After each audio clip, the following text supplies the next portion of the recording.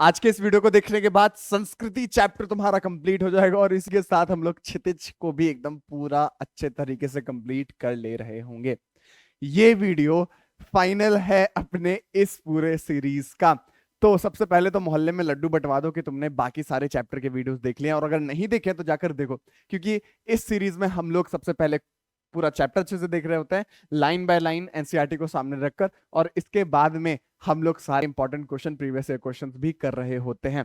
तो अगर तुमको अब तक चीजें समझ में आ रही है तो कमेंट सेक्शन में लाल लाल दिल भेज दो, जिससे कि मुझे पता चल जाए कि हाँ तुम्हें समझ में आ रहा है। और इसके बाद स्टार्ट करते हैं अपना संस्कृति चैप्टर। ठीक है, तो ये संस्कृति लिखा है भदंत आनंद कौशल्यायन जी ने। बहुत ही अजीब टाइप का नाम है, तो इसको अभी अपना अपना रूटीन तुम भूल जाते हो।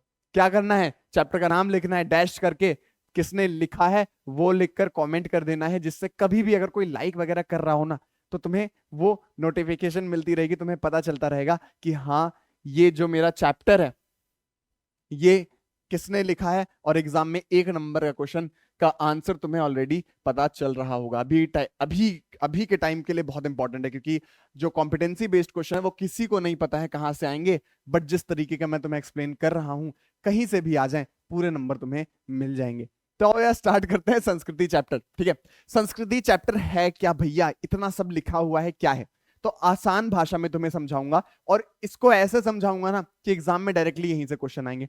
कैसे, देखो, सभ्यता और संस्कृति, इन दोनों के बीच में डिफरेंस क्या है, ये दोनों हैं क्या, असल मायने इनके क्या हैं, ये इस पूरे चैप्टर में समझाया गया है।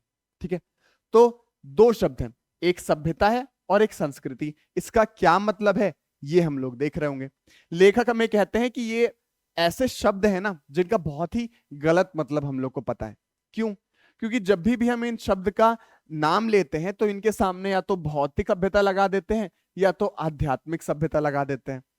मतलब सभ्यता सिर्फ अकेले नाम नहीं ली जाती, जब भी हम लोग इनके आगे विशेषण लगा देते हैं तो इनका जो मीनिंग है वो बदल जाता है। भौतिक मतलब क्या होता है, भौतिक मतलब होता है मटेरियलिस्टिक, जो आजकल के टाइम पर जो तुम्हें चीजें चाहिए होती है ना, अभी इतना जान लो। ठीक है, मटेरियलिस्टिक, और फिर सभ्यता के बारे में तो हम लोग चैप्टर में पढ़ रहे होंगे। वैसे ही आध्यात्मिक, आध्यात्मिक मतलब होता है जो चीज, जो कार्य हमें भगवान और अपनी आत्मा के पास ले जाए, तो वो होते हैं आध्यात्मिक कार्य। यहाँ पर हम सभ्यता लगा देते हैं तो उसकी मीनिंग बदल जाती है। सभ्यता जब जान जाओगे तो तुम्हें मतलब समझ में आ जाएगा। खैर, आओ अब इस चैप्टर को स्टार्ट करते हैं और असली मतलब देखते हैं कि इसका होता क्या है। अब जो हमारे लेखक है ना, वो इस पूरे कॉन्सेप्ट को, संस्कृति के कॉन्सेप्ट को, सभ्यता के कॉन्सेप्ट को 2 एग्जाम्पल से समझाते हैं। 2 एग्जाम्पल है, इतू से इंपॉर्टेंट है, ठीक है, छोटे से इंपॉर्टेंट है। देखो सुनो क्या है। वो कहते हैं कि कल्पना करो, इमेजिन करो, तुम भी इमेजिन करो कि जो पहले के टाइम पर जिसने आग जलाई होगी उसने क्या सोचकर इस आग को जलाया होगा। एक ऐसा व्यक्ति जिसने सबसे पहली बार सोचा होगा कि एक लोहे के सिरे को घिसकर, उसके टुकड़े को घिसकर, उसके एक सिरे को छेद कर, उसमें से धागा पिरोकर कपड़े के 2 टुकड़ों को एक साथ जोड़ सकते हैं, वह कितना बड़ा आविष्कर्ता रहा होगा। मतलब कितना बड़ा आविष्कारक है ना वो। अभी हम लोग देखते हैं कि हाँ, एप्पल कंप्यूटर किसने, स्टीव जॉब्स ने खोजा था, तो हम लोग उसे कहते हैं कि हाँ इन्होंने इन्वेंट किया, इन्होंने अच्छा बनाया है इसको, तो कितने बड़े महान आविष्कर्ता है ये। सोचो किसी ने सुई धागा पहली बार खोजा होगा, वो कितना बड़ा आविष्कर्ता होगा। ये जो तुम कपड़े पहन रहे हो उसकी सिलाई हुई है ना, तो उसकी खोज किसने की होगी, समझ रहे हो। और सोचो कि किसी ने आग की जब खोज की होगी, उससे पहले कितना कितना कितना अंधेरा रहता होगा, समझ रहे हो। तो वो कितने बड़े आविष्कर्ता रहे होंगे। लेखक हमसे कहते हैं कि अच्छा बहुत सोच लिया, अब आओ चैप्टर पर, कि जो हमारा आविष्कर्ता है ना, उसके अंदर जो एबिलिटी होती है आविष्कार करने की, उसकी जो योग्यता होती है, उसकी जो प्रवृत्ति होती है, उसकी जो प्रेरणा होती है जिससे वो आविष्कार करता है, उसे संस्कृति कहा गया है। ठीक है, संस्कृति व्यक्ति विशेष की होती है, उस व्यक्ति विशेष की जो प्रेरणा होती है, उसकी जो योग्यता होती है, उसे संस्कृति कहा गया है, और उसी संस्कृति से ही वो आविष्कार करता है। तो आविष्कार करने की योग्यता जो एक व्यक्ति के पास होती है उसे संस्कृति कहा जाता है, उस योग्यता को संस्कृति कहा जाता है और उस व्यक्ति को कहा जाता है संस्कृत। ठीक है, ठीक है, समझ में आ रहा है? इतना कुछ ज्यादा हार्ड तो नहीं हो गया?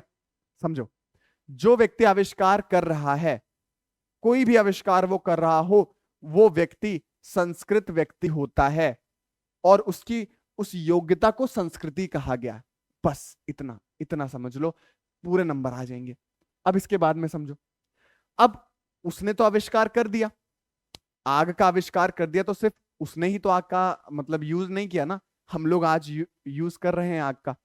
और जिसने कपड़े सिलने का आविष्कार किया था, सुई धागे का आविष्कार किया था, सिर्फ उसके कपड़े तो नहीं सिले गए, पूरे मानव समाज के कपड़े सिले गए हैं। कितने बड़ी लेवल पर बात हो रही है।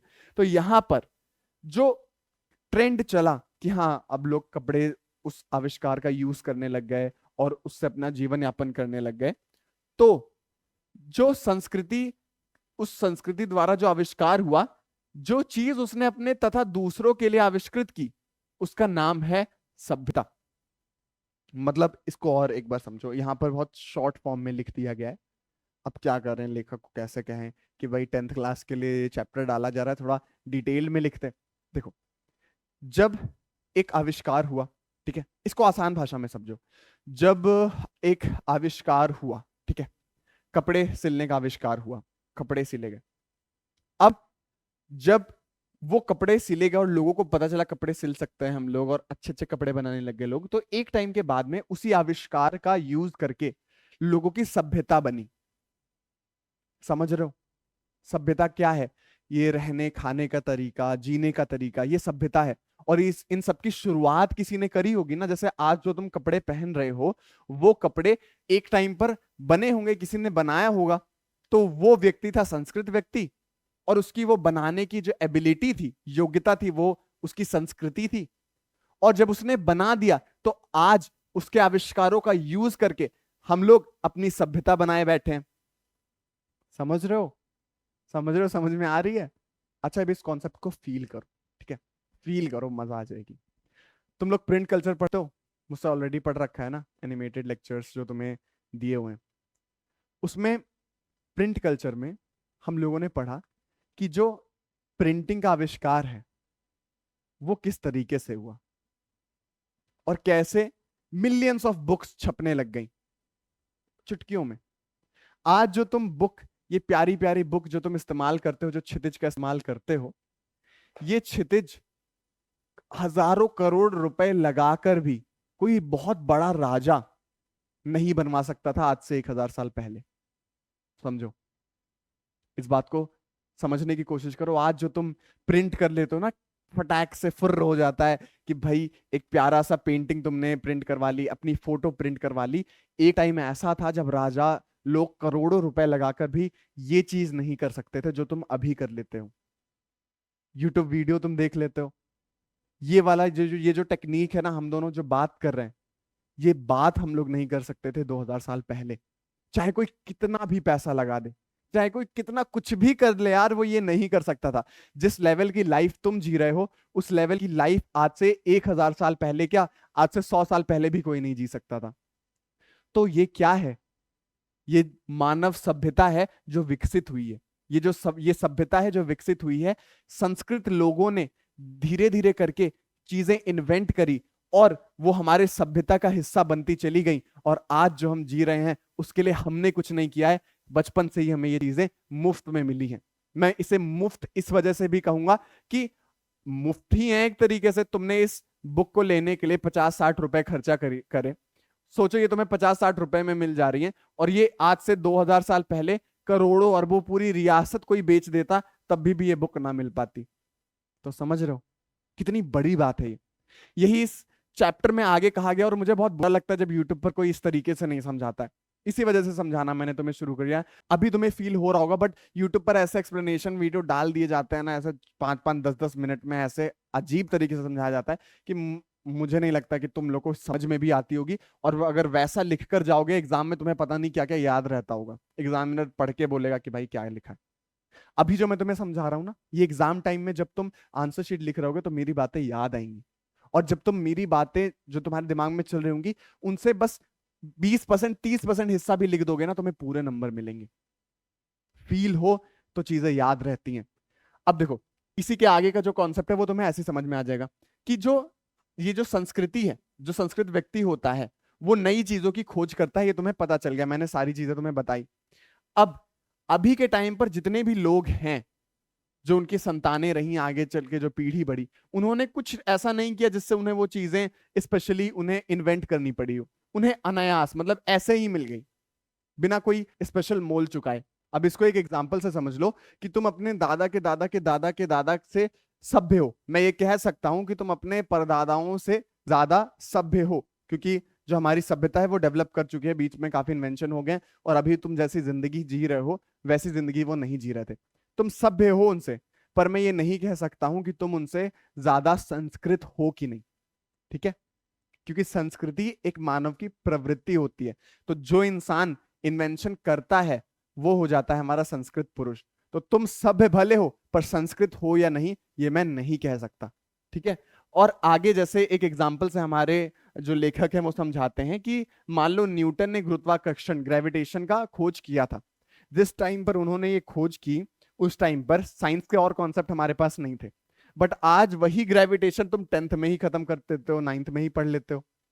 तो वो जो ग्रेविटेशन जो उन्होंने उस टाइम पर खोज करी थी, आज क्योंकि बाकी साइंटिस्ट भी आ गए, बाकी साइंटिस्ट ने उस पर अलग अलग थ्योरी दे दी, तो हमारा रिसर्च, हमारा जो साइंस है वो उस टाइम से काफी डेवलप हो चुका है। तो अगर न्यूटन अभी होते तो वो 9th क्लास के बच्चा जो अभी साइंस पढ़ रहा है, 9th क्लास के बच्चे को उससे ज्यादा नॉलेज होती न्यूटन से।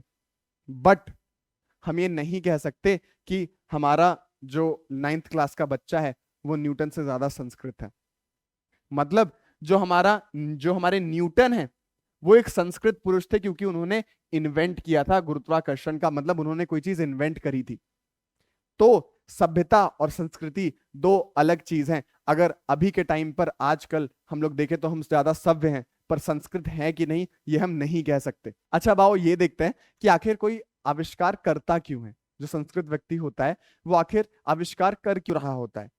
तो यहां पर लेखक कहते हैं कि ऐसा हो सकता है कि जिसने आग का आविष्कार किया था वो क्या पता अपनी पेट की ज्वाला को शांत करने के लिए उसने किया हो, खाना खाने के लिए उसने आग जलाई हो, आग का आविष्कार किया हो। और हम लोग ये भी कह सकते हैं कि सुई धागे का जिसने आविष्कार किया था शायद वो शीतोष्णा से बचने के लिए उसने आविष्कार किया हो। शीतोष्णा मतलब ठंडी और गर्मी से बचने के लिए उसने आविष्कार किया हो। कपड़ा ऊपर से डाल लिया तो मतलब ठंडी गर्मी से बच जाएगा, आग जला ली मतलब खाना खा लेगा। अच्छा, इस चैप्टर में इन्हीं दो का क्यों एग्जाम्पल दिया गया है, ये मोस्ट एक्सपेक्टेड क्वेश्चन में रख लो तुम। इस वजह से दिया गया है क्योंकि क्योंकि मैं बता रहा हूं, क्योंकि हमारे ध्यान से सुन नहीं रहे हो तुम, क्योंकि हमारे यहाँ पर जो आग है वो बेसिक जरूरत है, और जो सुई धागा है वो भी बेसिक जरूरतों में आता है। किसी का ऐसे तन पे कपड़े नहीं है तो वो तन को ढकने का ही कोशिश करेगा ना, क्योंकि ठंडी गर्म डायरेक्टली उस पर इफेक्ट करेगी। और जो आग है उसके बिना खाना अच्छे से नहीं बन सकता है। तो यहां पर जो हमारे लेखक है उन्होंने ये सिर्फ दो बेसिक एग्जाम्पल इसीलिए एग्जाम्पल दिया है क्योंकि वो बताना चाह रहे थे कि सिर्फ अपने तन को शांत करना, पेट को शांत करना ही आविष्कार की जननी नहीं होता। आविष्कार उससे नहीं होता है। संस्कृत व्यक्ति अगर खुले आसमान में लेटा भी हुआ हो तो वो लेट कर आसमान को देखकर ये सोचेगा कि ये जो टिमटिमाते हुए से मोती हैं आसमान की थाली में वो है क्या। मतलब कि संस्कृत व्यक्ति कभी निठल्ला नहीं बैठ सकता। निठल्ला मतलब ऐसे फ्री नहीं बैठ सकता। वो कभी ना कभी किसी ना किसी तरीके से सोचता रहेगा, किसी ना किसी तरीके से उसके दिमाग में कोई इन्वेंशन आती रहेगी, वो सामान इन्वेंट करता रहेगा, आविष्कार करता रहेगा। तो जाहिर सी बात है आग और सुई धागे के बाद में आज देखो तुम कितने आविष्कार हो चुके हैं। तो जो हमारे लेखक है वो यही कह रहे हैं कि सिर्फ पेट भरने और तन ढकने की प्रवृत्ति ही मनुष्य की संस्कृति की जननी नहीं होती है।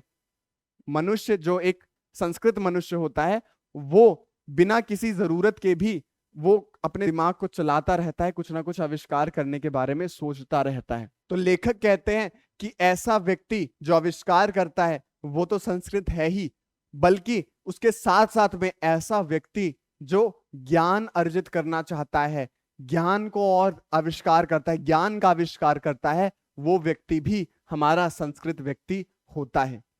तो दो टाइप के संस्कृत व्यक्ति हो गए। इसके बाद में लेखक हमारे संस्कृत व्यक्ति का तीसरा टाइप भी बताते हैं। तीसरा टाइप क्या है?